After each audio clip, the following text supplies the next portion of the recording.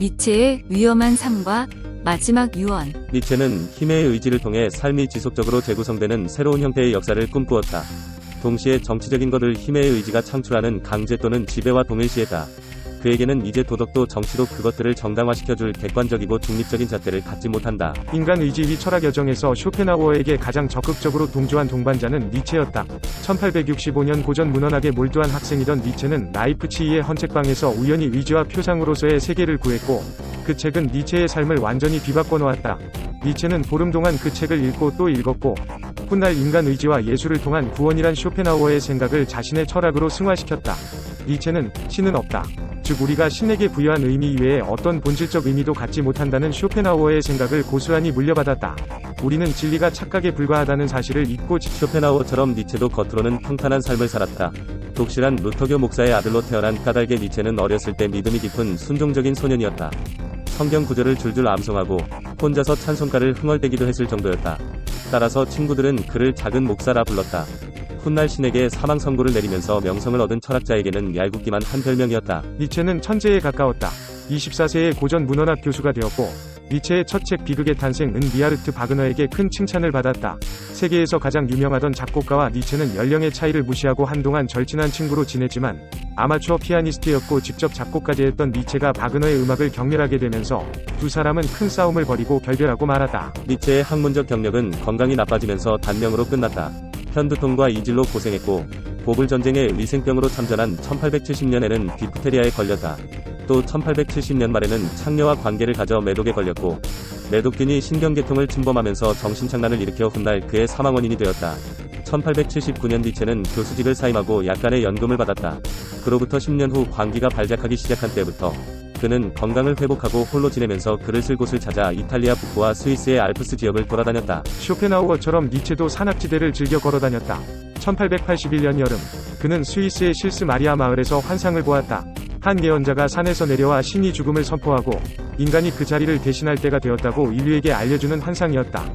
이 사건을 계기로 니체는 아포리즘이 무엇인지 깨닫고 번뜩이는 아포리즘으로 가득한 환희의 지혜와 차라투스트라는 이렇게 말했다를 썼다.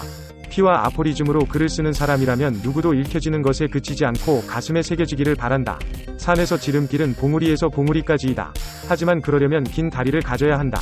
아포리즘은 봉우리이다. 높게 우뚝 솟은 봉우리이다. 아포리즘의 완성은 정상에 오른 기분이다.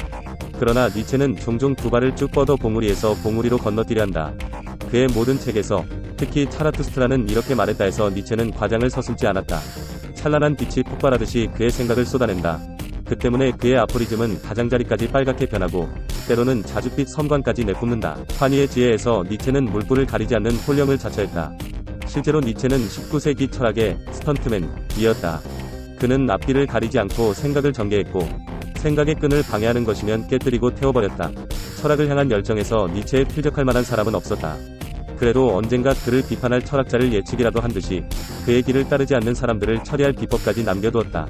날아다니는 법을 가르칠 수 없는 사람에게는 더 빨리 떨어지는 법을 가르쳐라. 쇼펜하우어를 제외할 때 니체에게 큰 영향을 준 사상가는 17세기 프랑스의 아포리스트, 특히 샹포르, 몽테뉴, 라 로스푸코였다. 니체는 그들의 책을 탐독하면서 그들처럼 사회적 관습과 도덕적 의선을 경멸하게 되었고 그들의 지혜까지 받아들였다. 실제로 니체는 쇼펜하우어와 같은 체계적인 사상가라기보다 프랑스 아포리스트의 전통을 이어받은 모랄리스트에 가깝다. 니체는 어떤 생각을 논리적으로 전개하려 애쓰지 않았다. 그의 목표는 그의 생각에 많은 사람의 삶을 지배하는 천박한 착각과 자기기만을 폭로해서 비난하는 데 있었다. 그의 주된 공격 목표는 기독교였다. 그의 생각에 기독교는 추종자들을 영적으로 성장시키기는커녕 그들을 도덕적으로 구속하고 숨막힐 듯한 교리를 강요함으로써 영적 성장을 방해하는 종교였다. 니체의 아포리즘은 인간의 상상력이 만물의 진정한 척도라고 주장하며 기독교처럼 시대에 뒤처진 신앙을 버리고 자유를 되찾으라고 역설한다. 선과 악은 신이 편견이다. 니체는 종교의 제약에는 조롱 섞인 웃음으로 대응하는 것이 최선이라 생각하며 환희의 지혜란 이름을 붙였다. 종교의 해방에서 얻은 니체의 환희의 세계는 경제학에서도 유사한 짝이 찾아진다. 1920년대 초 체코의 경제학자 요셉 슌페터는 창조적 파괴라는 이론을 전개했다. 성숙 단계에 이른 산업과 낡은 경영 방식이 혁신으로 소멸될 때 경제 성장이 가능하다는 이론이었다. 또한 한 기업이 이뤄낸 새로운 제품이나 기술 발전은 자기만족에 안주한 기업들의 경쟁력을 떨어뜨려 결국 파산하게 만든다. 인터넷이 도래한 이후로 창조적 파괴의 예는 곳곳에서 찾아진다. 예컨대 전자메일의 유비쿼터스는 한때 우편 사업의 총화로 군림하던 편지를 거의 없애버렸다. 그러나 소비자들이 온라인을 통해 상품을 구매하고 그 상품을 집이나 사무실까지 직접 배달받고자 하면서 우편 배달 택배 서비스의 수요는 더욱 늘어났다. 이처럼 창조적 파괴가 시작되면 소멸되는 산업이 있는 반면에 새롭게 태어나는 산업이 있고 크게 변신하는 산업도 있다.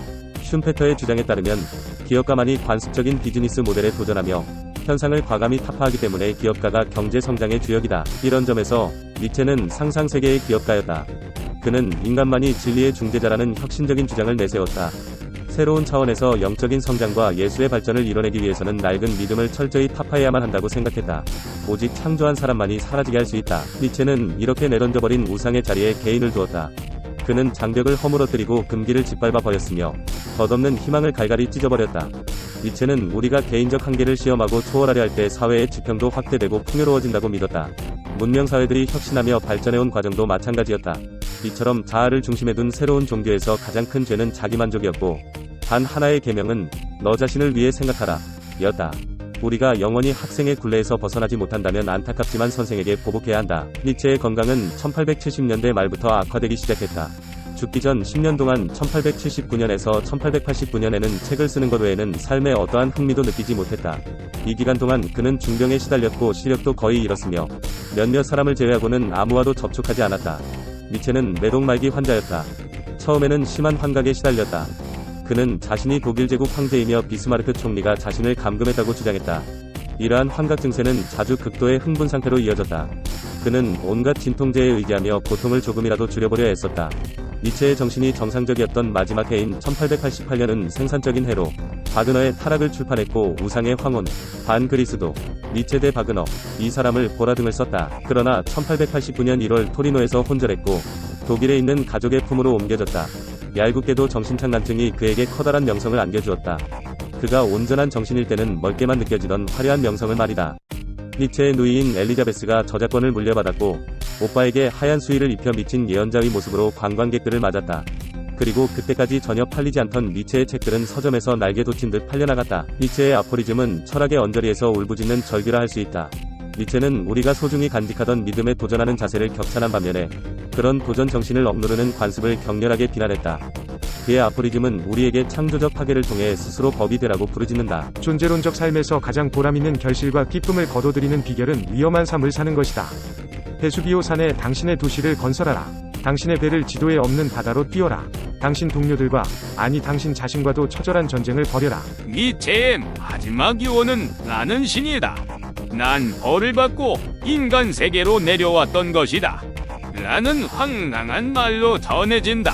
유용하게 보셨다면 검색창에서 성필원으로 인물 검색 부탁드려요.